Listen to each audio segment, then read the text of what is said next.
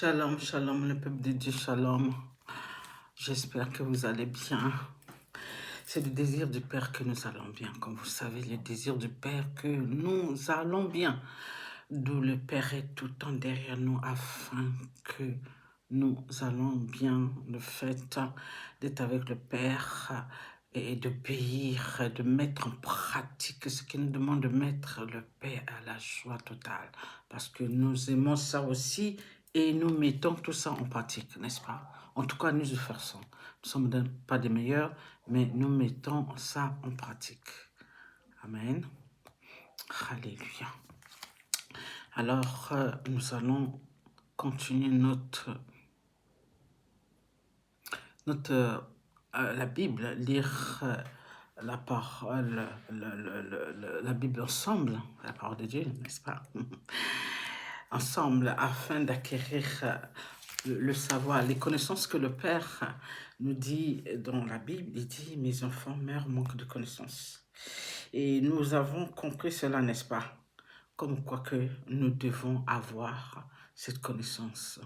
Oui, nous devons chercher à avoir cette connaissance, excusez-moi, afin que, voilà, ces paroles soient en nous. Et au cas d'un souci, nous savons que le Père sera là pour nous aider à accomplir ce que nous devons accomplir. Amen.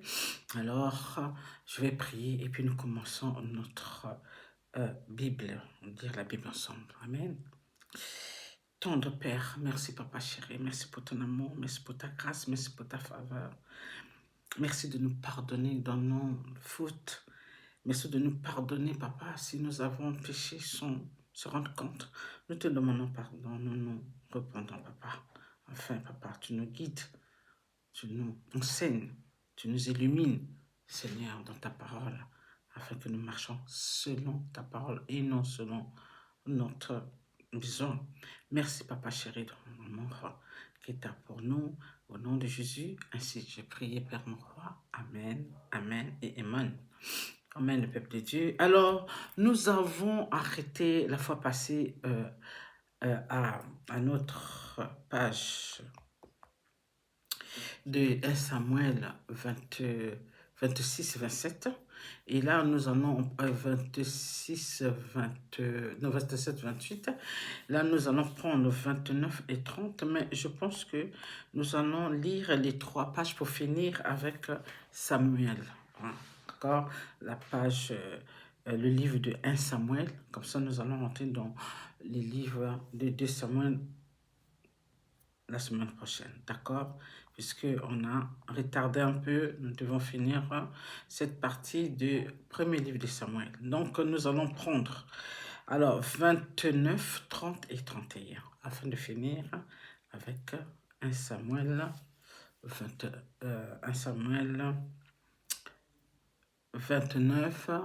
29, 30 et nous finissons les 3 pages aujourd'hui. Amen. Alléluia. Alors, bénissons la parole de Dieu et lisons ensemble. Alors, notre 1 Samuel 29. Les Philistins ressemblèrent toutes leurs troupeaux à Éphec et Israël campa près de la source d'Israël. Verset 2, le prince des Philistins s'avancèrent avec leurs centaines et leurs milliers, et David et ses gens marchaient à l'arrière-garde avec Achis. Verset 3, les princes de Philistins dirent que font ici ces Hébreux. Achis répondit au prince des Philistins, n'est-ce pas David, des serviteurs de Saul, roi d'Israël, il y a longtemps, qui est avec moi et je n'ai pas trouvé la moindre chose à lui reprocher depuis son arrivée jusqu'à ce jour. Mais les princes des Philistins s'irritèrent contre Achis. On avait déjà lu ça, bien sûr, je reprends. Achis et lui dit, renvoie cet homme et qui tourne dans le lieu où tu as établi, qu'il ne descende pas avec nous sur le champ de bataille, afin qu'il ne soit pas pour nous un ennemi, d'accord, pendant le combat. Et comment cet homme rentrera-t-il en grâce auprès de nos maîtres, si ce n'est au moyen des dettes de nos gens. Verset 5, n'est-ce pas, c'est David pour qui l'on chantait en dansant, Saul a frappé ses 1000 et David ses 10 000. Verset 6, Achis appela David et lui dit, l'Éternel est vivant, tu es un homme droit et j'aime à te voir aller et venir avec moi dans les champs, car je n'ai rien trouvé de mauvais, n'est-ce pas, en toi depuis ton arrivée auprès de moi jusqu'à ce jour. Mais tu ne plais pas au prince. On l'avait vu, n'est-ce pas? C'est pour revenir sur ça parce que ça fait un moment que j'étais pas là, n'est-ce pas? Comme ça, on peut se continuer les autres pages. David dit à Achis, mais qu'ai-je fait et qu'as-tu trouvé en ton serviteur depuis que je suis auprès de toi jusqu'à ce jour pour que je m'en aille pas combattre l'ennemi de mon Seigneur le roi? Verset 9, Achis répondit à David, je le sais car tu es agréable à mes yeux comme un ange de Dieu, mais les princes des Philistins disent, il ne montera point avec nous pour combattre. Verset 10, notre avant-dernier verset, n'est-ce pas? Ainsi lève-toi de bon matin, toi et les serviteurs de ton maître, qui sont venus avec toi, lèvez-vous de bon matin et partez dès que vous verrez la lumière. Notre dernier verset. David et ses agents se levèrent de bonne heure pour partir dès le matin et retournèrent dans le pays des Philistins et les Philistins montèrent à Israël. Alors, on va prendre notre deuxième page. Alors, Samuel 30. Mais c'est la parole de Dieu. Lorsque David arriva le troisième jour à Tsiklag, avec ses gens, les Amalécites avaient fait une invasion dans le Midi et à Tsiklag. Ils avaient détruit les brûlés Tsiklag après avoir fait prisonniers les femmes et tous ceux qui s'y trouvaient, petits et grands. Ils n'avaient tué personne, mais ils avaient tout amené et s'étaient remis en route. David et ses agents arrivèrent à la ville et voici, elles étaient brûlées et leurs femmes, leurs fils et leurs filles étaient amenés à captif. On se rappelle, n'est-ce pas? Verset 4. Alors David et le peuple qui était avec lui élevèrent la voix et pleurèrent jusqu'à ce qu'ils n'eussent plus la force de pleurer. Les deux femmes de David avaient été emmenées à Shimeam, à Jezreel et Abigail, Abigail, de Carmel, femme de Nabel. Verset 6, David fut d'une grande angoisse car le peuple parlait de la lapider. Parce que tout avait de l'amertume dans l'âme, chacun à cause de ses fils et ses filles. Mais David reprit courage en s'appuyant sur l'Éternel, son Dieu. Verset 7, il dit au sacrificateur Abiatar, fils de Achimélec, apporte-moi donc l'éphod d'Abiatar, apporta l'éphod à David. Verset 8. Et David consulta l'Éternel en disant, pourrais-je cette troupeau, poursuivrai-je, cette troupeau, l'atteindrai-je, L'Éternel lui répondit, poursuis, car tu atteindras et tu délivreras. Verset 9. Et David se mit à marcher, lui et les 600 hommes qui étaient avec lui. Ils arrivèrent au torrent de Bessor, où s'arrêtèrent ceux qui restaient en arrière. Verset 10. David continua la poursuite avec 400 hommes. 200 hommes s'arrêtèrent, comme on avait vu, trop fatigués pour passer le torrent de Bessor. Ils trouvèrent dans les champs un homme égyptien qui conduisirent auprès de David. Ils lui dirent, mange du pain et bois de l'eau. Verset 12, ils lui donnèrent un morceau d'une masse de figuier sèche et 2 masses de raisins secs. Après qu'il eut mangé, les forces lui réveillèrent, car ils n'avaient point pris de nourriture, point bu d'eau depuis 3 jours et 3 nuits. D'où les autres qui étaient avec lui sont arrêtés parce qu'ils étaient fatigués, ils n'avaient rien mangé. Note verset 13. David lui dit, à qui es-tu et d'où es-tu? Il répondit, je suis un garçon égyptien au service d'un homme amélicite, et voilà 3 jours que mon maître m'a abandonné parce que j'étais malade. Verset 14, nous avons fait une invasion dans le midi des Kérassiens sur le territoire de Juda et au midi de Caleb, et nous avons brûlé Tsiklag. Verset 15, David lui dit, veux-tu me faire descendre vers cet troupeau? Et il répondit, jure-moi par le nom de Dieu que tu ne me tueras pas et que tu ne me livreras pas à mon maître, et je te ferai descendre vers cet troupeau. Verset 16, il lui servit aussi de guide, et voici les Amalécites étaient répandus sur toute la contrée, mangeaient, buvaient, n'est-ce pas, et dansaient à cause de grands butins qu'ils avaient enlevés au pays des Philistins et du pays des Judas. Verset 17, David les battit depuis l'aube du jour jusqu'au soir du lendemain, et aucun d'eux n'échappa, excepté 400 jeunes hommes qui montèrent sur des chameaux et s'enfuirent. Verset 18, David sauva tout ce que les Amalécites avaient pris et délivra aussi ses 2 femmes.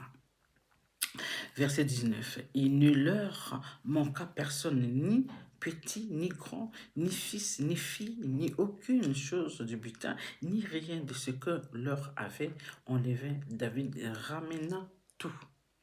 Verset 20, et David prit tout le menu et le gros bétail et ceux qui conduisaient ce troupeau et marchaient à sa tête, disaient, c'est ici le butin de David.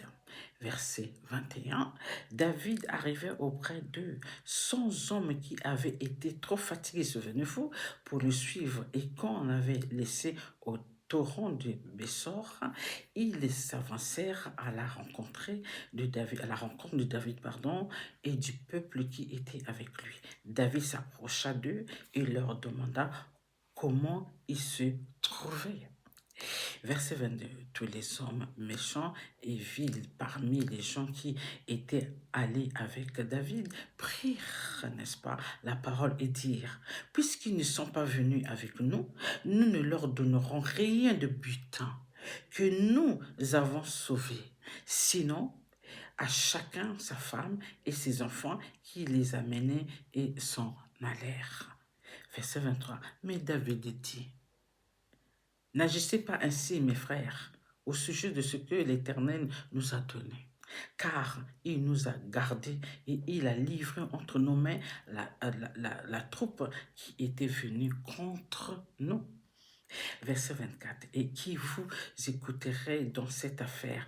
La part doit être la même pour celui qui est descendu sur le champ de bataille et pour celui qui est resté près des bagages. Ensemble, ils partageront, n'est-ce pas? Verset 25, il fut ainsi dès ce jour et dans la suite. Et l'on a fait de cela jusqu'à ce jour une loi et une coutume en Israël. Verset 26. De retour à Tsiklag, David envoyait une partie du butin aux anciens de Juda, à ses amis, en leur adressant ces paroles. Voici pour vous un présent sur le butin des ennemis de l'Éternel.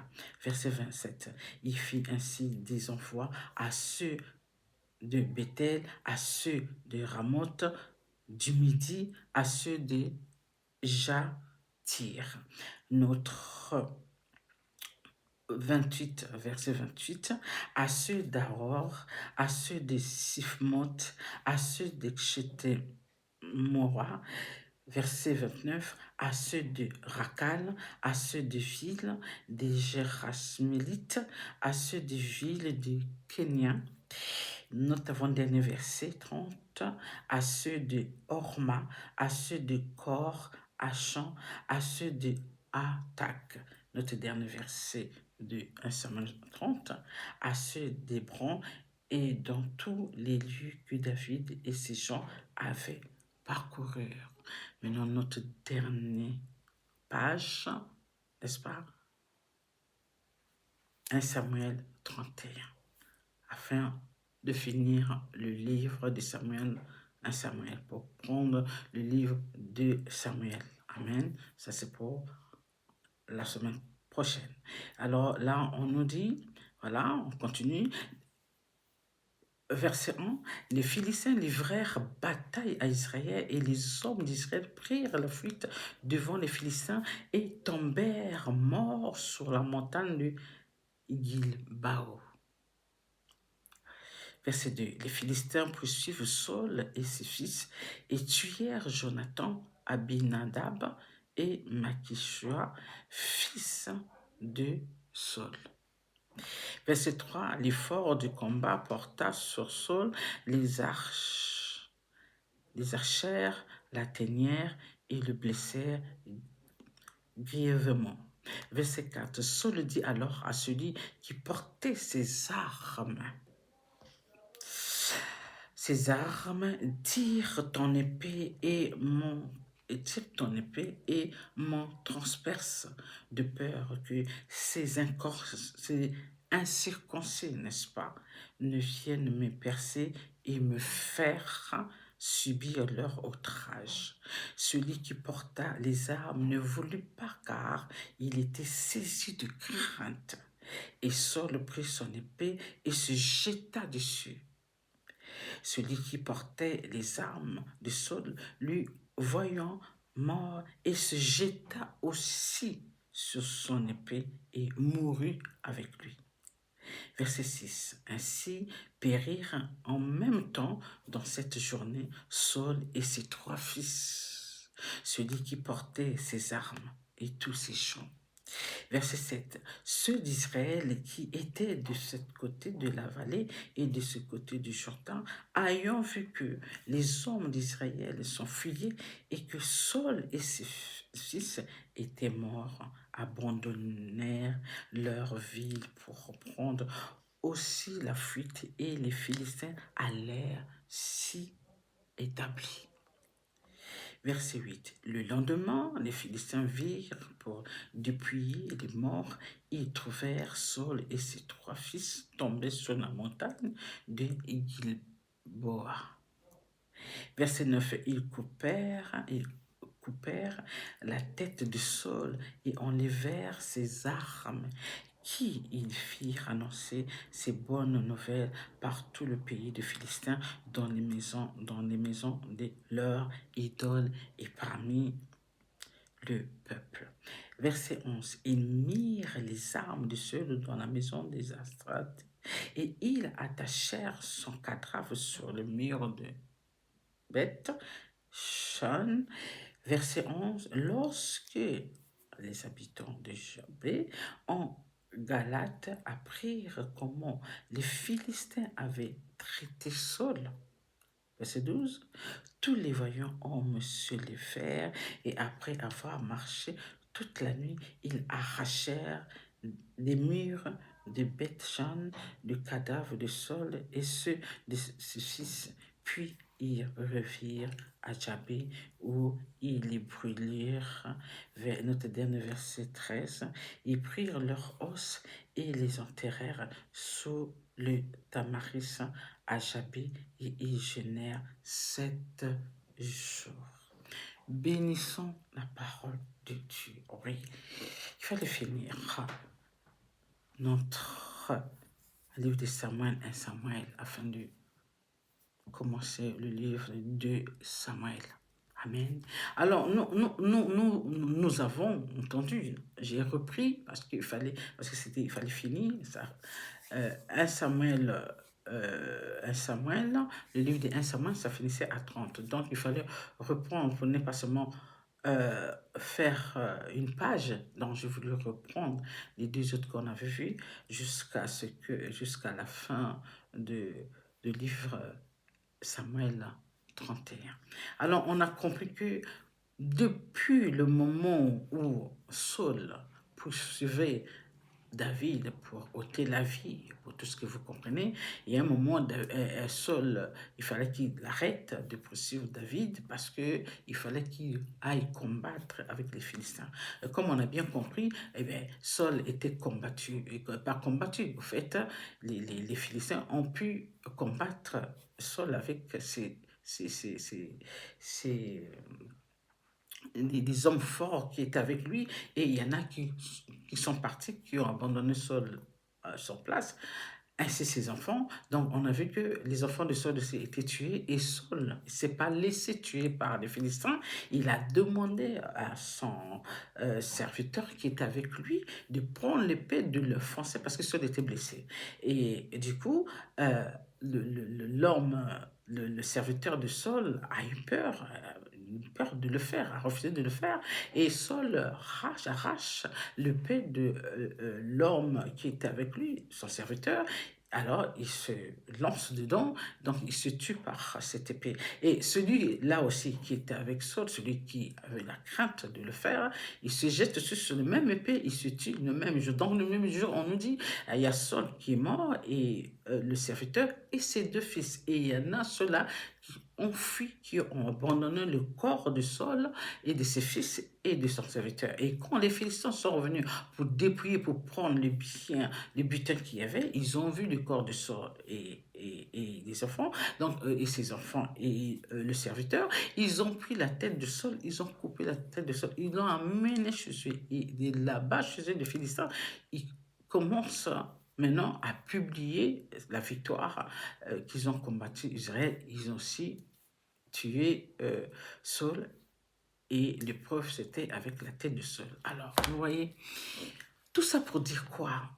Nous devons retenir comment un homme de Dieu, aimé par le Père, que Dieu a décidé, que Dieu a voulu, que Dieu a choisi, afin d'accompagner son peuple, afin de guider son peuple, afin que la paix et la joie règnent. Et nous voyons que cet homme a désobéi au Père, n'est-ce pas, qui a fait ce qu'il ne fallait pas faire. Et le Père, comme on dit, il y a toujours le jugement quand on fait du mal.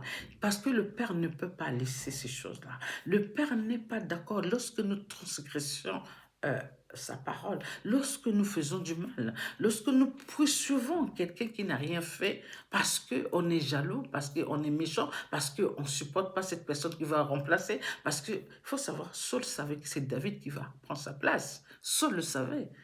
Donc, vu le comportement de Saul, en sachant dès le début qu'on lui avait dit que là, tu es là, tu n'es plus là, de toute façon, parce que le Père n'est plus avec toi, et le Père a déjà choisi quelqu'un qui va te remplacer dans ce sens-là. Il y aura donc, comme le prophète lui avait dit, ça y est, ton royaume est fini. La même année que tu as déchiré, pour toi c'est fini. On a déjà choisi quelqu'un d'autre.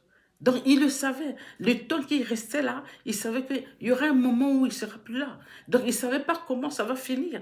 Mais il était quand même conscient que, je sais que le Père, qui est tout-puissant, bon, depuis le début du commencement de la terre, avant Saul, avant David, il y avait d'autres qui se passaient avant eux. Donc, ils savent comment le Père agit. Et Saul aussi savait. Mais il faut savoir, en ce moment-là, Saul avait un esprit en lui qui n'était pas de Dieu. Parce que le Père aussi avait décrété cela, qu'un esprit qui va être avec Saul, qui va troubler Saul. Alors, vous comprenez, c'est pourquoi aussi il y avait David qui était là en ce moment-là, quand Saul n'était pas bien, n'est-ce pas, qui chantait, qui louait, qui chantait des chansons à Saul afin que Saul se calme. C'était David. Vous voyez, malgré le bien que David a fait, mais il était toujours contre David. Parce que David a eu du succès, parce que des gens aimaient beaucoup David, parce que David a tué Goliath. David a fait beaucoup de choses que les gens, c'était normal, c'était tout à fait normal que les gens aiment David. Mais ce n'était pas parce que les gens aimaient David et les gens n'aimaient pas leur roi. Vous voyez? Donc, ça peut arriver que tu es roi, oui, on t'aime, mais il peut y avoir aussi quelqu'un d'autre aussi que le peuple aime et peut aussi aimer pour les actes qu'il a posés, qui les appuient, qui sont contents de lui. Mais on n'a pas demandé, le peuple n'a pas demandé qu'on puisse enlever le roi afin qu'on puisse mettre David. Non, c'est ses actes à lui qui a fait que ces choses-là arrivent, le mal-là arrive, ces malheurs-là arrivent. Les malheurs-là les attend par rapport à son comportement, vous voyez. Donc, ça doit nous donner des leçons, ça doit nous interpeller, parce que le mal avec le Père, on ne gagne pas. Voilà. Être rebelle avec le Père, ça ne porte pas quelque chose de bon. Oui, ça porte que le malheur. Ça reste seulement un temps que, voilà, tu sois détruit, tu sois anéanti, tu sois renversé. On ne sait pas comment tu vas finir. Parce que ça, on ne sait pas. C'est selon Dieu, c'est selon comment il juge, c'est selon comment il voit ce que tu as fait. Et si, voilà, c'est Dieu qui le sait. C'est pas. Même toi-même qui as fait ces choses-là, tu ne sais pas comment Dieu va terminer avec toi.